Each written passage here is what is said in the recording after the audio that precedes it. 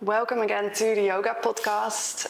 This is our second episode today. My name is Malou and I'm joined here by Shiva. And today we'll talk a little bit more about yoga and especially yoga off the mat. So in the first episode, I remember you talking about the definition of yoga. Could we just go back to that for a moment? What is yoga?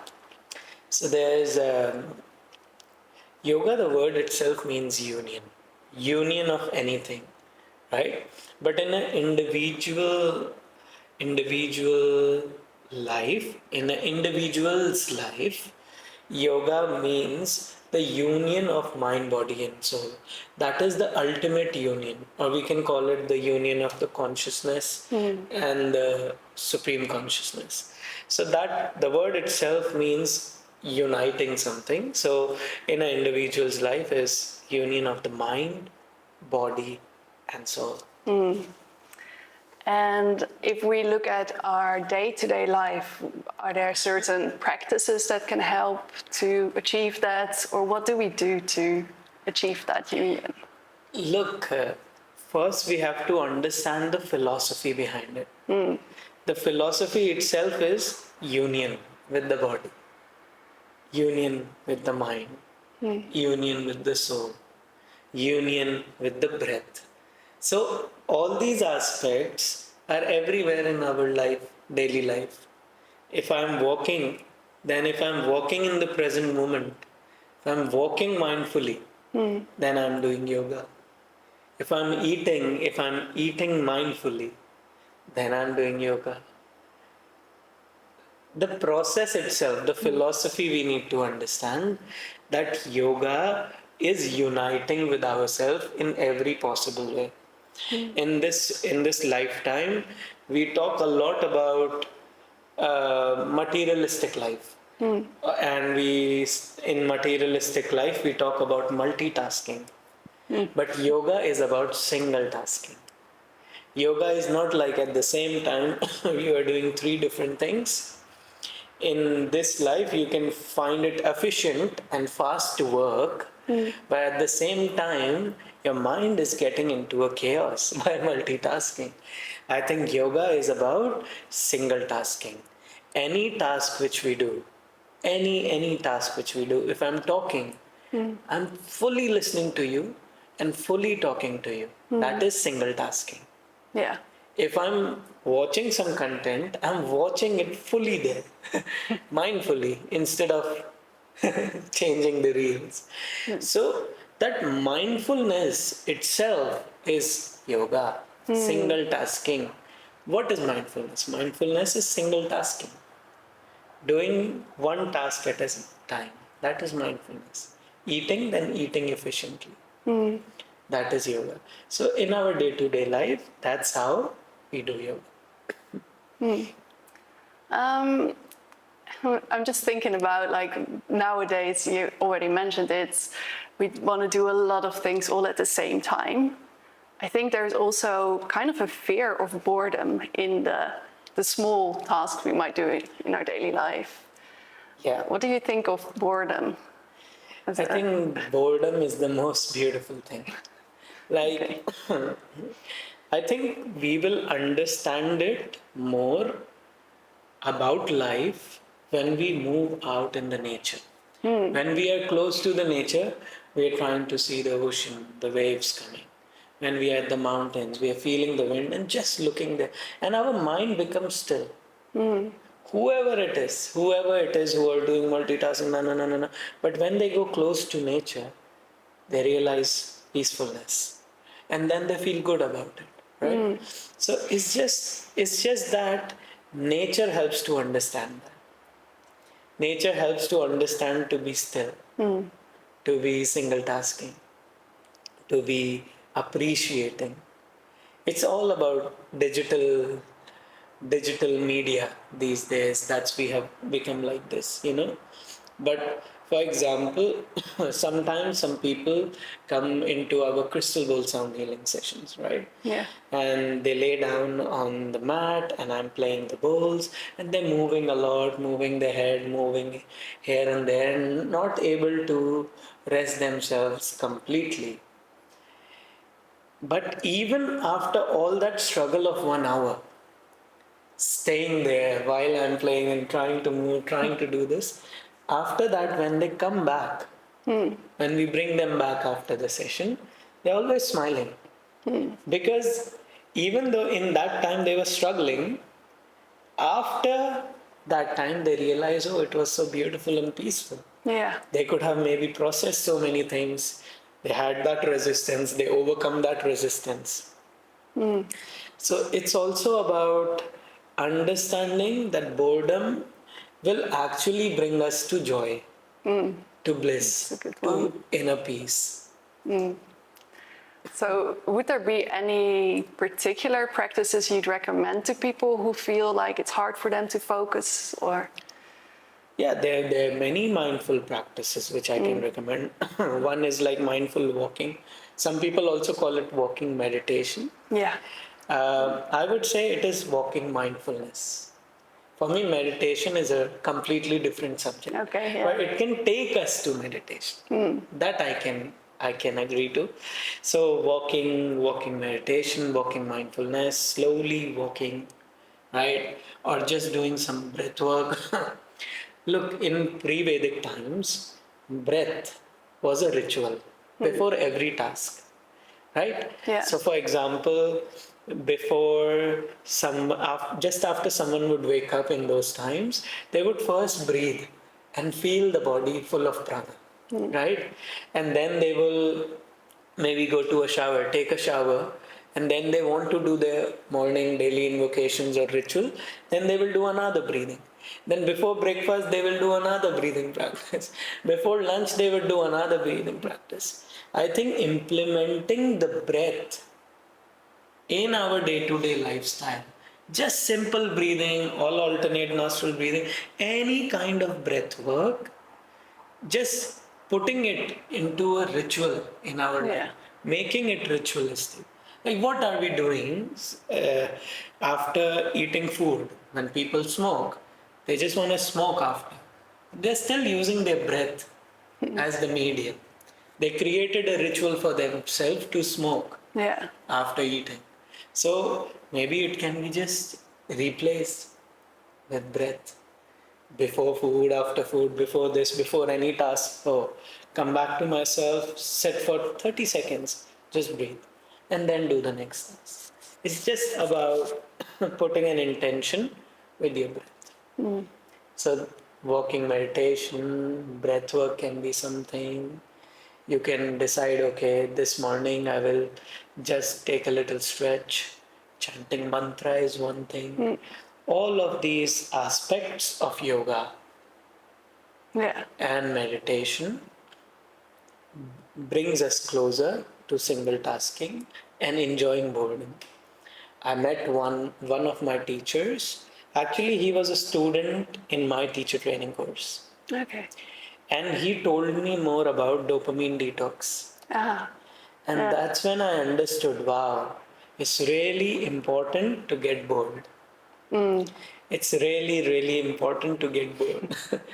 Just to sit still, do nothing, Yeah. do nothing. And like if you see the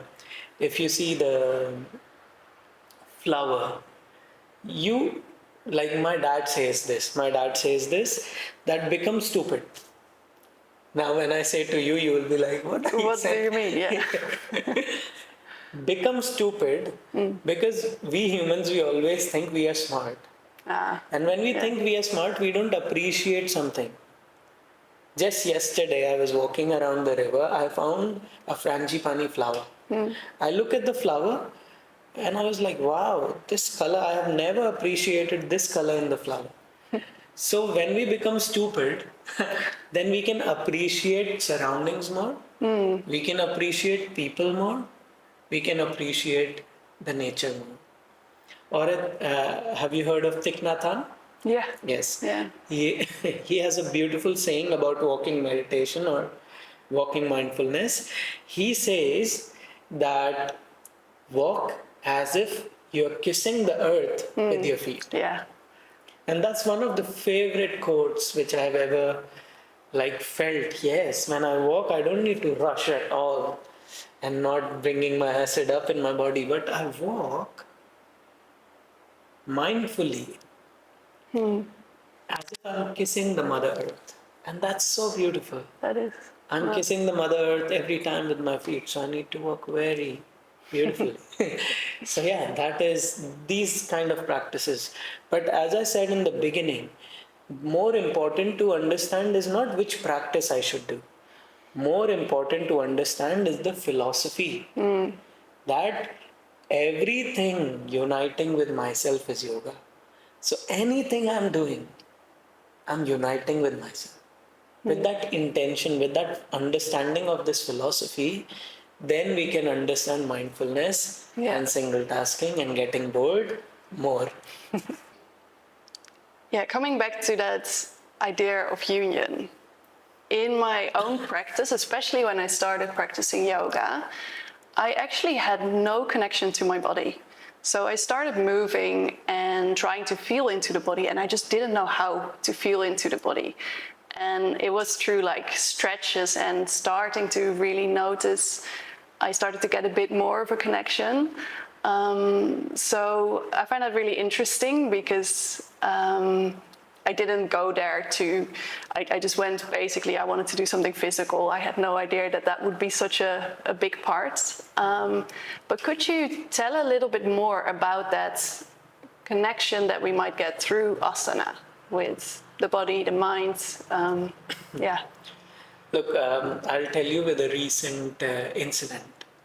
Someone came into my class and they were doing some poses wrong when I was teaching the session, yoga session. Yeah. And after the session, some of my students who come regular to my sessions, they were asking me, "Oh Shiva, we saw that this person was doing a bad posture. Why didn't you corrected their posture or improved their posture?" And I told them this was this person's first yoga session. All right. Yeah. In the first yoga session, if I start correcting them, they will think yoga is very complicated. And they're just knowing about their body in the first session. Yeah. While they do the poses. They're knowing about the stretch, they're knowing about the alignment. So what I do mostly is I let, if there's a beginner coming to the session, for a few sessions I don't touch. I don't try to improve. I don't want to create any complication. Slowly, their muscles, their tissues, their cells will know how to go into this position by themselves. Their body will learn. Yeah. That is the first learning. We call it in Sanskrit, Sharir Madhyam Khalu Dharma Sadhanam. That the body is the first tool to go deeper into ourselves. The body is the first tool. All right. Annamaya Kosha. Yeah. The first body. So the first body, we need to take it easy. Okay? We do yoga every day. Just the practice should be regular.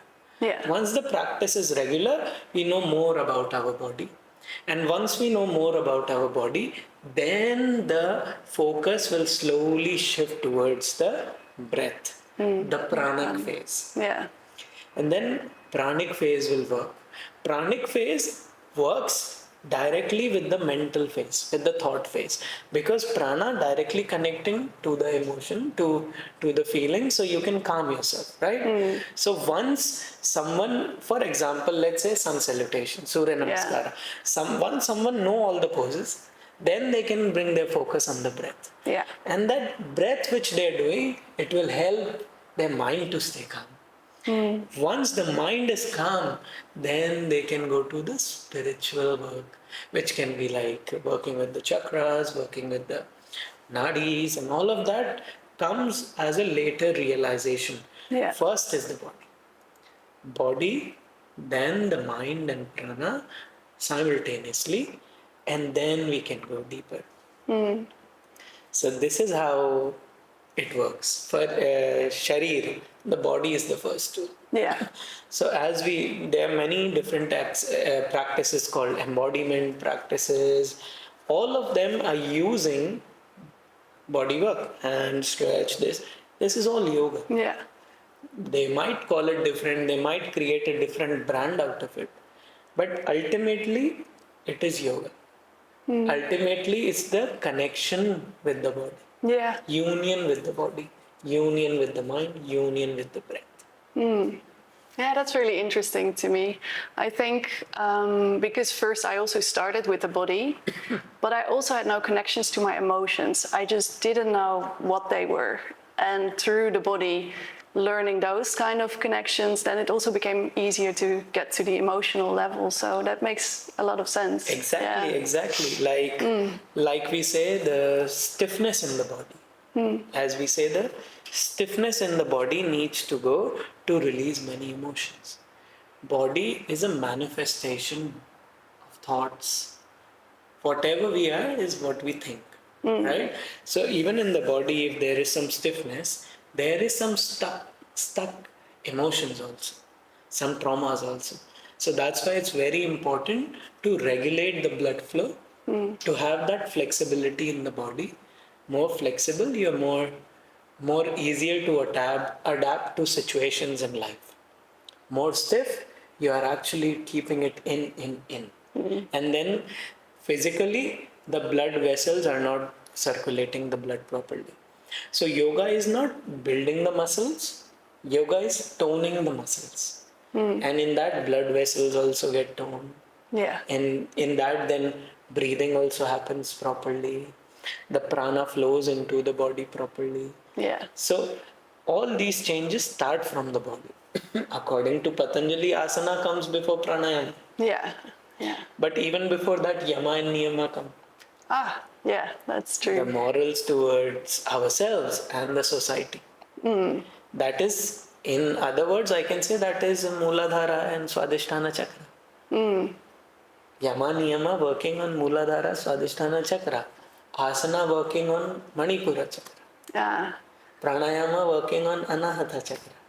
Dharana working on third eye space. Dhyana working on the whole body. So also the yamas and niyamas are working along with the chakras, but then yoga becomes tantra. Anything spiritual, we think about chakras, nadi, then it is tantra. Yeah. Not the tantra which is in the West. No, it might be quite useful to kind of explain a little bit maybe about Tantra, what it actually is, what Yeah. the term means. Tantra itself means spiritual upliftment. So when aspect of yoga moves from physical to the concept of chakras, nadis, kundalini, Yeah. all that is tantra. Now there can be different ways to rise that spiritual upliftment, or what we say kundalini, to balance the chakras, activate the chakras. All Yeah. of that is actually a part of tantra. All is tantra. Now there can be different methods by which they uplift the energy, Yeah. and some are more popular in the West, but all over tantra is just someone's spiritual upliftment. That is tantra. Yeah. Do you maybe want to say a little bit more about the yamas and niyamas? Maybe as, would you see it as tools for people, or how would you describe it? When I first learned yama and niyamas, honestly, I felt like my eyes are opened. I felt like it is so basic things which we all need to know, Yeah. and we all need to work. But as Maharishi Patanjali has described it in the book itself, it's very powerful. When you read it, you get more knowledge of it. It's very simple to say, oh, just speak the truth. Yeah. It's very simple to say, oh, don't steal, non-stealing. But stealing is also, Patanjali explains, stealing is also someone idea is stealing, not just physical stealing. Everything is like, even jealousy is stealing. Like if you're getting jealous of someone's else's success, if you're getting jealous of what someone else has, Yeah. you're in a way stealing. Ah, that's an interesting one. That's what I understand when Patanjali actually, when I read the Patanjali Yoga Sutras, I realized that is also stealing.